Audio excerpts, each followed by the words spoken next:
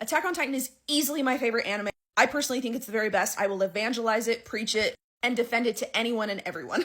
However, all of that in mind, I am not blind to some of the flaws in the finale, and here are some of my more negative feelings about Attack on Titan that I've never really shared.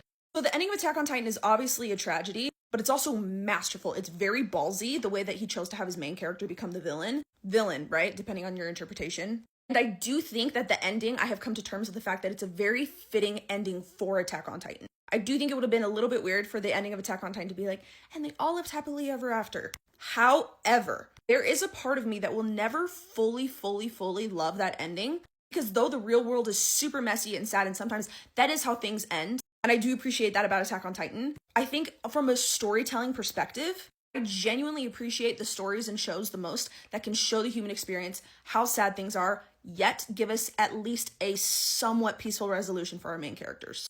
So though I think Attack on Titan is amazing, and though I know it's a tragedy, I think there is totally a way that he could have done the ending, have it had just as much of an impact, just as like mind-blowing and masterful and beautiful as it was, without making Eren kill like the entire world, or like not end up with Mikasa, or never confess their feelings, or Levi being completely alone. I think a lot of the way that it ended was unfulfilling, was sad, and not just sad in like a like, oh, like in a like, that was a waste of my time type of feeling.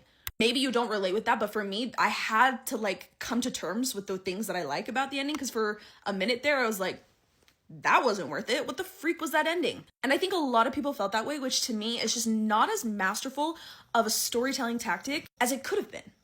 Sue me. I think there are totally ways to do both, and I have learned to love AOT for the fact that it is a tragedy, and it is the only show that I will like that, but I actually kind of look ahead now, in anime specifically, to make sure that they don't have a quote-unquote sad/bad ending from here on out, because of the way that Attack on Titan just like threw me around. You like, all through seasons 1, 2, and 3, you're like, okay, these characters deserve the happiest of endings, and then to not get it, like, I don't know. I can't fully back the ending, but I can fully back the show, if that makes sense. But anyways, let me know your thoughts on the ending. Like, I want to know if like I'm alone in this, or if there are other people that are like, eh.